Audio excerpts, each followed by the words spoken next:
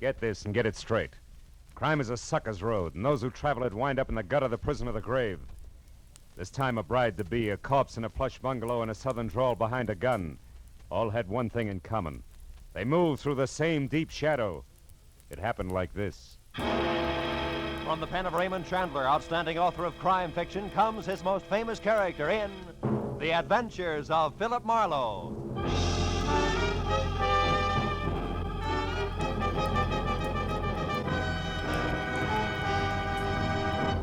Now, with Gerald Mohr starred as Philip Marlowe, we bring you tonight's exciting story, The Deep Shadow.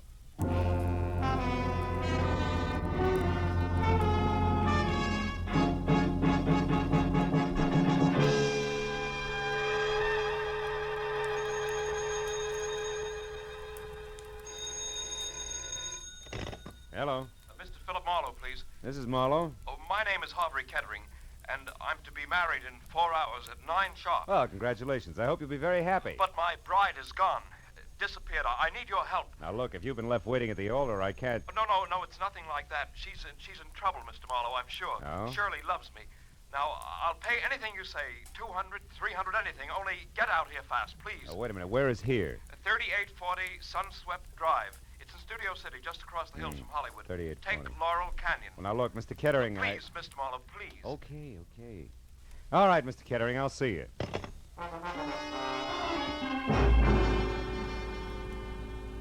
The address he gave me turned out to be a healthy chunk of old Spain. A whitewashed house that spread out for at least 100 yards under a pink-tiled roof. As admitted by a butler with owl eyes, no shoulders, and a small bay window, and we played Follow the Leader over cool marble, ankle-deep Persian rug and inlaid Philippine mahogany. Finally, I was ushered into the ballroom, which was big enough for a highlight match. It was decked out for a wedding, from the champagne buckets and dead-over-ice lobsters to a pink rose-covered canopy at the center. And in the middle of it all, chain smoking while he worried, was my new client, Harvey Kettering. Oh, Mr. Marlowe, I'm afraid there isn't a moment to lose, so I'd better tell you what I know quickly. But let's step outside on the patio. All right, Mr. Kettering. Mr. Marlowe, last night, Shirley and I What's went her to full name, Mr. Kettering? Doyle, Shirley Doyle. Oh, yes, here. Here's a snapshot of her. Mm-hmm. She's 25, blonde, and as you can see, Mr. Marlowe, very attractive. You're so right. You started to tell me about last night. Oh, yes. We were out together at a nightclub, the Blue Chip. On Ventura Boulevard? Oh, yes. Now, we'd never been there before, yet I think that's where it started. What do you mean started? Well, when we were leaving the place about midnight, I called a cab.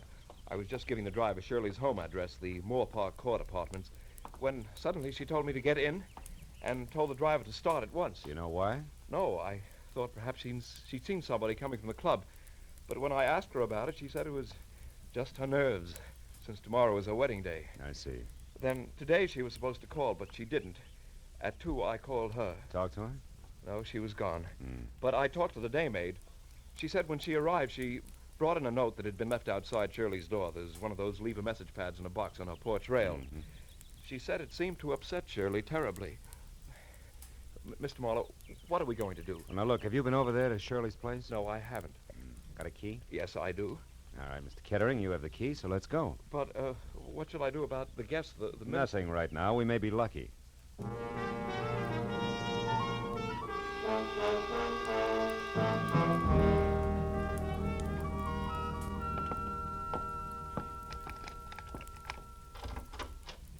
There are only 3 rooms, Mr. Marlowe. What do you suggest we do? Well, first, let's look for that note. She may have left it here somewhere. Oh, you try the bedroom. I'll start with the wastebasket. Full of papers. All right. Just as you say, Mr. Marlowe. Yeah, sure. Endicott Clinic. 321 North Rossmore. Say, Kettering, what does Shirley do for a living? Oh, she was a receptionist, Mr. Marlowe, at a medical clinic on Rossmore. Well, that figures. Mr. Marlowe. What? Mr. Marlowe, I found it. The note the maid spoke of, it's the same paper written with a soft pencil like the one attached to that box outside. It was on her dresser. Now, give it here. Let's see it. Dear Shirley Doyle, guess who I ran into last night? Francis Dragato. Suggest you meet me at the corner of Ventura and Woodsett Boulevard at 10:30. Not signed, huh? Is Francis spelled with an E? Yeah, the girl's name. I've never heard Shirley mention any Francis Dragato. And a public street corner wouldn't be much of a place to check 5 hours after people met, would it, Mr. Marlowe? No, I suppose not.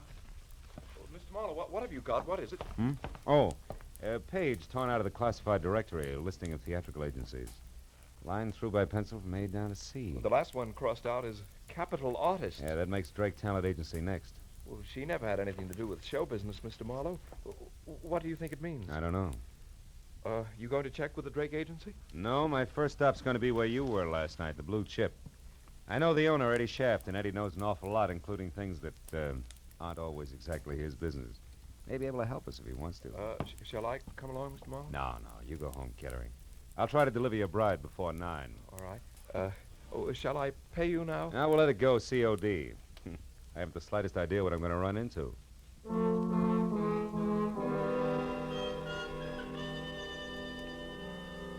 The snapshot of Shirley Doyle my client had given me reminded me of the kid you went to school with. You know, she had the kind of well-scrubbed look you knew was quick to smile, but I knew that she could be in a lot of trouble if she was tied in at all with the dapper Eddie Shaft.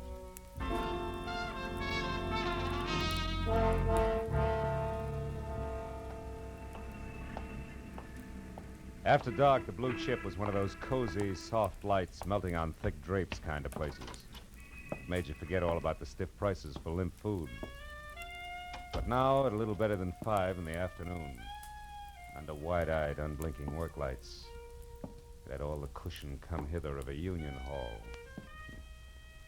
In one corner, a skinny musician with a golf ball complexion was working over a clarinet, while in the middle of a dance floor with no more diameter than the hole in a candy lifesaver, a girl was standing on a piano stool. She was smoking and looking straight ahead at nothing. The red shingled hair, promise of a nose, and plunged neckline tagged her as the singer on the posters outside. One Miss Corky, Netherlands. The place is closed, soldier. Glad you told me. Never would have known. Never mind the routine, soldier. Just come to the point. What do you want? Just a few words with the boss. Eddie around? No. No, he's not. Uh-huh. How about his bungalow in Coldwater Canyon? You mean it hasn't hit the papers yet? What's the connection between Eddie and the headlines? Soldier, Eddie was stabbed to death sometime this morning. You gotta be kidding. Sometime between 9 and 11, the cops say. Well, so long, soldier. Hey, wait a minute, Corky. You have any idea who did it? No. Except that maybe it was a dame. Any description on it? The law isn't gabby about things, soldier, believe me. If you don't, try Eddie's bungalow yourself and find out.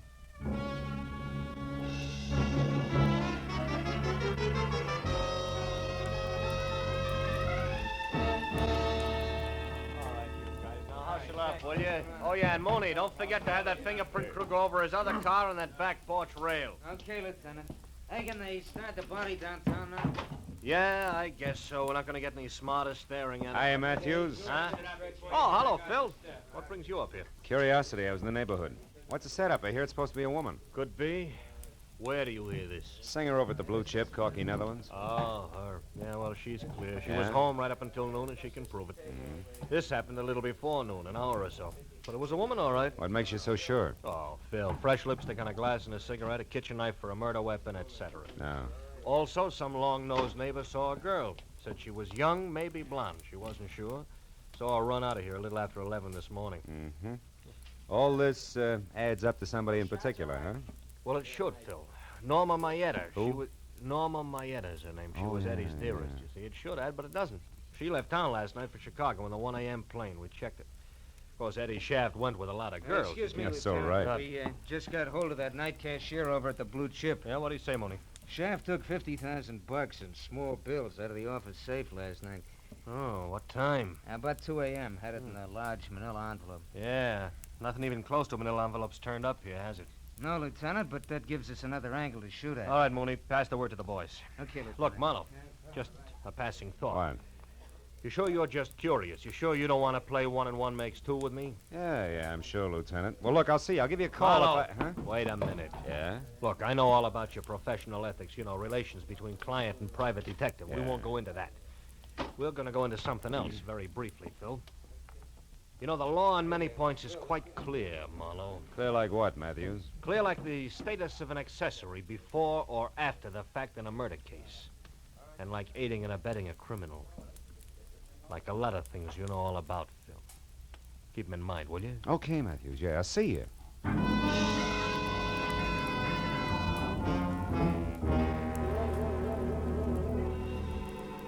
Since the lieutenant hadn't mentioned Francis Dragato, I didn't see why I should.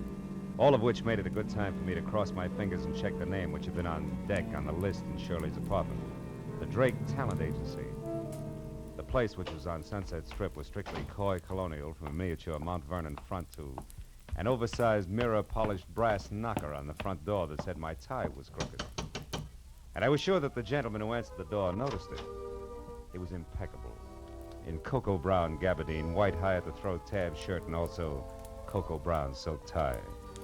And at the bottom there were thick-soled cordovans with leather laces. At the top, a crew cut over jet black horn rims. He took the glasses off, and long, soft fingers toyed with one stem while he talked. Yes, sir? My name is Philip Marlowe. I'd like to talk to Mr. Drake. I'm Mr. Drake. Oh? What was it you wanted, Mr. Marlowe? Well, I'm not exactly sure. You see, Hey, Drake, this picture here is Corky Netherlands, right? The third one over, yes. She's a client of ours. But this picture isn't what you came to talk about, is it, Mr. Marlowe? What's her home address? I beg your pardon. Come on, quick. It's important. And confidential. This isn't a Lonely Skip Hearts it. Club, Mr. Marlowe. I was playing a long shot when I knocked on your door, Drake, but now it's paid off, so tell me. Any stranger called for Corky's address today? I don't know, and the secretary's already left. Look here, Mr. Marlowe, what's this all about? Murder, Mr. Drake. Murder? A messy one. Now, do you give me the address, or do I start after it myself? Well, I don't know. Come on, answer up, Drake. The Towers, an apartment hotel on Ivar. Now, one last thing. Don't call her after I leave unless you want to be up to your hand-stitched lapels and cops.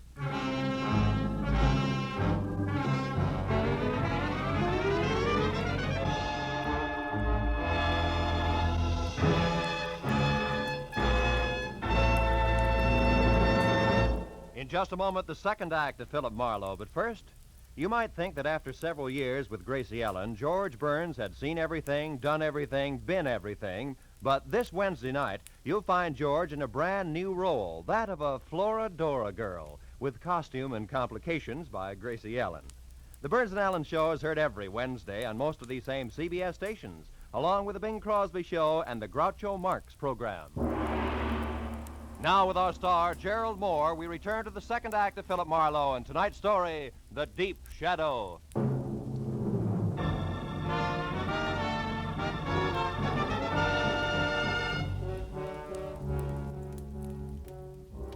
I left the glossy Mr. Drake in his glossy little agency with his mouth hanging open and drove down to Hollywood Boulevard to Ivar, and from there up the hill to a 5-story air-conditioned monolith with Venetian blinds called the Towers, which offered about as much sanctuary as the Yankee Stadium. I parked heading downhill and walked in across the buzzing green and silver lobby draped with pale pink curtains and blasé women to the elevator and rode up to the 3rd floor. Corky Netherlands' apartment with the 4th down the hall to the right, and quiet, but the door was ajar 2 inches. So I rapped hard enough to swing it all the way open. The answer sounded like a cry for help from the bottom of a well. When it came again, I went in, and it took me a few seconds to realize that the noise was coming from a closet. And when I got it open, Corky Netherlands reeled out, looking like she'd been through a threshing machine. She was here. She was after the money. Who was after what money, beat me Corky? and locked me Who? up, and there's some dame I didn't know her, but she... There she is. Shirley! Miss Doyle, wait a minute! It was Shirley Doyle. She'd been hiding inside near the door. She grabbed a handy, oversized ashtray and let it fly at us, then beat it. I made it to the hall just as the elevator door closed, so I took the stairs and raced it down to the lobby. I got out on the street in time to see Shirley with a large manila envelope in one hand pile into a sleek new Hudson and take off. I ran to my car to follow her, but that was as far as I got. I was stopped cold by a nasty little gun in the hands of a southern accent behind a pair of strictly Hollywood dark glasses. Be a good boy, honey, and hold it. Now, look, Right sister, there. who do you think you are? Now, What are you... I'll ask the questions if you don't mind. Why are you in such a fuss over the girl who just made off there? I was trying to get her out of a jam, believe it or not. Well, now, isn't that the darndest coincidence you ever saw? So am I. Only you want to catch her, and I want her to get away. I guess that's life, isn't it, honey? Yeah, in the raw, in the raw. You said it. We got big business together, her and me. And it sure don't include you. Just a minute. This ad's like you could be Francis Dragato. Francis who? Dragato. Me? Yeah. Oh, that name's much too fancy for the likes of me, honey. I reckon we can break it up now. So why don't you just give me the keys there in your hand? My keys? Come on, give. Yeah, well... That's a good boy. Now, don't try anything silly. And, don't fret, honey. I'll leave your car 2 or 3 blocks down the street here. Look, maybe you ought to go back upstairs and console little sugar child up there. Maybe take her to a movie or something. You know, to cool her off. Well, that's a nice, fresh thought. I'm loaded with them. Yeah, you're Try loaded. me again sometime. So long. Dames. Someday I'm going to get a case where there's no dames connected. Either directly or indirectly. Parking my car 3 blocks away, that's fine. Just fine. Hey, going up.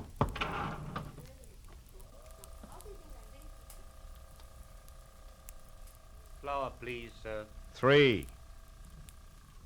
Did you catch her, Marlowe? Did you get her? No, she got away. Which leaves you and me, Corky, to make cozy conversation about that mention of dough you slipped on when I let you out of the closet. Come on back in the room, honey. What money? Now, look, you worked for Eddie Shaft as a singer in his club, but what else was Eddie to you beside boss? Just a minute. I don't see what business that is of yours. It's easy. He was murdered.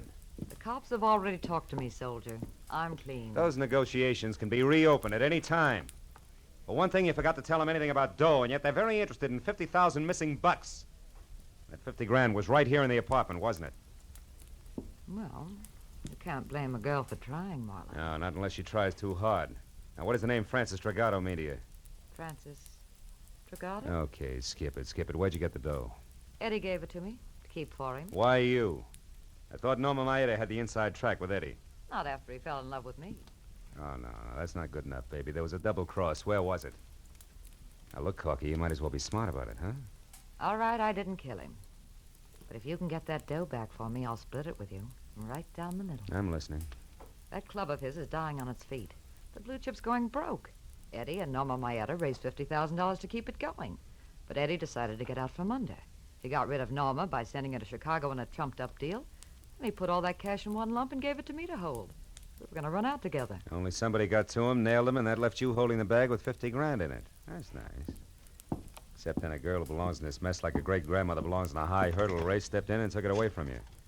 With the help of a southern accent and dark glasses. Who are you calling? Friend of mine at Homicide. Why, you Sit down and shut up. So far, you've been lucky, Corky. Don't push it. Lieutenant Matthews, homicide. Marlowe Matthews, listen, on that Eddie Shaft case. Yeah, what about I got a couple of things you might be of help to you. Now, look, item 1. That missing 50 grand is being sought after by a southern accent and dark glasses. A woman? Yeah, and she pulled a gun on me. Item 2. The name Francis Dragato, it ties in. D-R-A-G-O-T-T-O. Ring any bells? Dragato. That's what I said. Yeah, wait a minute. Oh, yeah, What? I remember, yeah. Yeah, but it's nothing, Marlowe. It's ancient history. Dragato, I knew, was a third-rate burglar, shot and killed resisting arrest down the Sandbar district about 5 years ago, way back when I was a prowl car sergeant. Look, what about this Tell me, southern... Dragato have a wife? No, I think there was a daughter around. Name though. Francis? I don't remember that good, Marlowe. Look, what is this Dragato business anyway? Well, so far it's a hunch. That's what I thought. Climb off of it and get down to facts, will you? Who was the dame after that Eddie Shaft money, and where did you run into her? I lost her on Ivar. That's not what I asked you, I Marlowe. know that's not what you asked, but anything else would be a breach of my client's confidence. All right, look, Marlowe, I'm real serious.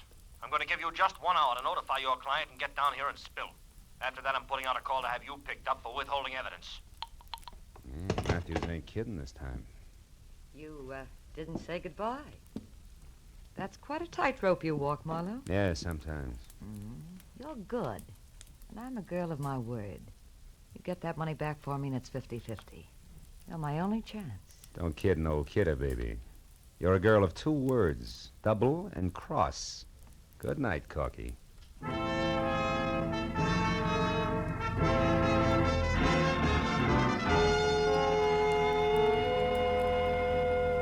Well, I found my car all right, a half a block from Sunset Boulevard. It took 20 minutes to get from there to the Sandbar district. And it was downhill all the way. It was a neighborhood squeezed and cramped in by a solid wall of massive factories, and as festered as the bottom of a bent garbage can. At the corner of River Street and 3rd, I found the house. 3 sagging, rotten stories of tenement that squatted in the eternal shadow of a huge gas tank like a sick, dirty old man. The proud, gleaming giant of City Hall was only 7 blocks away. Might just as well have been 70 miles. I went up to the door and knocked, and finally it inched open, just far enough for a face the color of dishwater to peek out. She hissed at me for a minute through the gap where her front teeth should have been, and then told me she was Ma Hargis, the manager, motioned me inside. The living room looked like something swept out the back door of a down-at-the-heel museum. You want to know about the Dragotas, huh? Yeah, they lived here, didn't they? Maybe, maybe not. Cops got the old man about 5 years ago? It's possible. What became of his daughter? Where's Frances Dragato? Why? What are you being so cagey about, Ma? Because a bird that asks questions has got an angle, always. And the one who knows the answers has got a price, huh? Always. Okay, how far will a couple of bucks go? From here to the door. $2 won't even buy a buzz on beer these days. All right, we'll make it 5. Here. Oh, that's better. Well, Dirk Dragoto and his kid Francis had the second floor here for 15 years. His wife died of TB first year they was here. Oh, she was a smart one, that Francis. Had a hit on her. She always said she was going to get off the sandbar someday and be somebody. Oh, I told her she'd never make it. It's too far, mister. Kids down here get dirty. And it's the kind of dirt you can't wipe off. It gets inside of mine, no. Yeah. Tell me, what happened to her? I don't know. When her old man got it, she left and I never seen her again, not to this day. Probably left town and wound up working the gin mills in some other place. Is that They the always $5 do. worth? Huh? Well, you bought sight unseen, Sonny. Tell me, you got a picture of her? Yeah.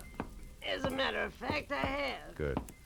She was 17 at the time. It's kind of fuzzy, but you can see. Hey, wait a minute, was Ma. Huh? Are you sure this is Frances Dragato? Say, she lived in this dump for 15 years. Out, I'm sure, I know. She looks like somebody else. Girl who was supposed to get married tonight. I got another picture of Frances here someplace. Wait a minute now, a better one. Let me see now. Yeah, here it is. This was took down on Olivera Street, one of them stands. Oh, that's her best friend there with her, Norma Maeta. Norma Maeta. Norma was a tough little egg. Folks drank all the time and let Norma run wild. Oh, fine. Frances Dragato and Norma Maeta are friends. Now say, them two was quite a No team. bed. I always wanted to do something for them girls, but what can you ever do in a hole like this for anybody? You've just done it, Ma. Here's 5 more. Buy yourself another light bulb. Throw a party with the change. So long.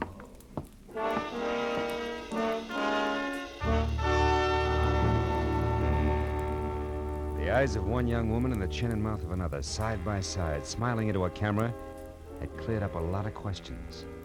But there was one more that needed an answer fast.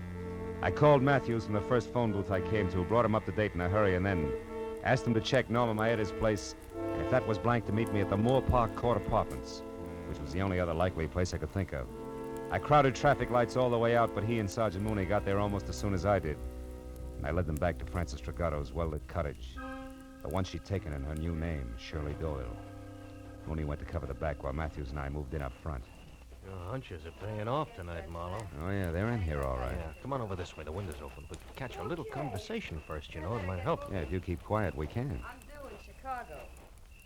Thanks for your help, Francis, dear. Yeah. I had to get this money. Now more than ever. You've got it, Norma, so goodbye. Now that stuffed shirt you're going to marry, you'll never know where you really came from or who you really are. Did you get that? Oh, and one more thing, dear, before I go. Yeah? I killed Eddie Shaft this morning. You what? Heard enough, I Matthews? killed No, Eddie hold it a minute. Shaft. When he put me on the plane for Chicago, I figured something was fishy, so I got off and I came back. And I found out he was selling me short for that little jerk, Corky Netherlands. We had an argument. I killed him. Of all the Then I remembered seeing you leave the blue chip last night. I needed someone like you to get the money for me, Francis. Yeah, there's your tie-in. I couldn't afford to be seen here in L.A. when I was supposed to be in Chicago. Not with a murder on my neck. But you were seen by that man who chased me at the hotel. Who, Marlowe? He's still looking for a southern drawl and dark glasses. You're the only one who knows the truth, and That's you're what in it she with me thinks. now. I'm not going to let you involve me in a murder, Norma. Getting that money was one thing, but I'm not going to be mixed up in a killing. I don't care what it costs me. I'm going to tell the whole thing. You're a fool, Francis. I got a good alibi for one murder. It'll work for 2. Let's go, Matthews. Yeah, You're not fast. going to Come on. stop me now, Francis. no. Nobody is. And who's that? All right, hold it, girls. We're police. You're not taking me! Back, Matthews! Yeah. Mooney, stop her! Hey, stop! Drop it, lady. Come on, Marlowe. I think she's dead, Lieutenant. She wouldn't stop. She was shooting at me, but she's a woman. All right, Mooney. That gun in her hand, she was a killer and nothing more. Yeah, I suppose she was. If you asked that kid inside, she could tell you what made her that way. Oh, well, let's get out of here, Matthews.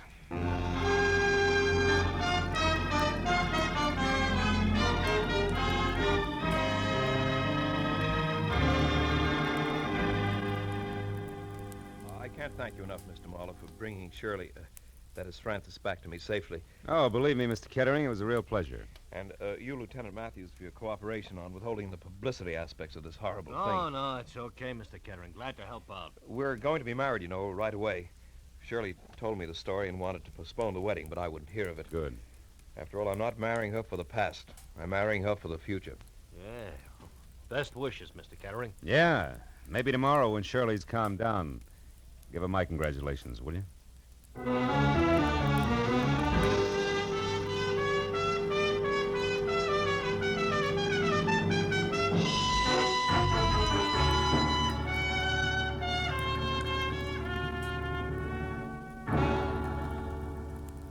Well, after a long cup of coffee and a lot of conversation about people with Matthews, I finally got in my car and headed home to my apartment on Franklin Avenue, which isn't the best street in town, but it is lined with palm trees instead of garbage cans. And the sun hits it all day long. Yeah, but that reminded me again of River Street, the deep, perpetual shadow that hangs over it. A dirty shadow that Mohr said could never be rubbed off. A shadow that spawns the Norma Maedas of the world. I was still thinking about it while I got ready for bed. I knew Ma wasn't 100% right. I'd seen the exception to the rule. But she was 99% right. Just enough to disturb my sleep. Oh, well. One guy can't change things. Can he?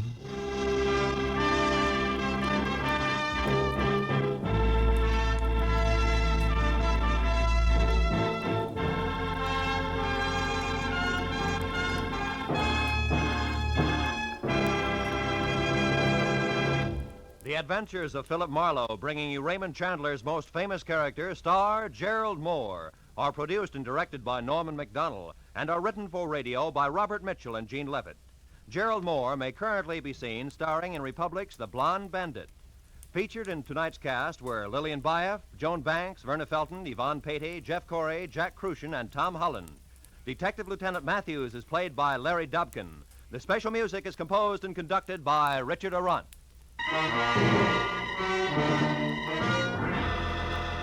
Be sure and be with us again next week when Philip Marlowe says... This time I started with a Romanian from left field. Got misled in the Philippine jungles, chased an English accent clear to Venice, and wound up at a Shinto shrine with a friend from Siam. All without ever leaving Los Angeles.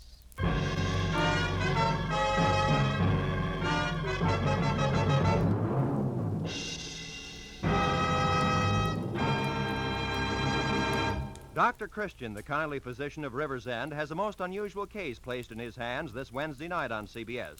His patient, a 16-year-old girl who's in love with an older man, and the man, Dr. Christian himself.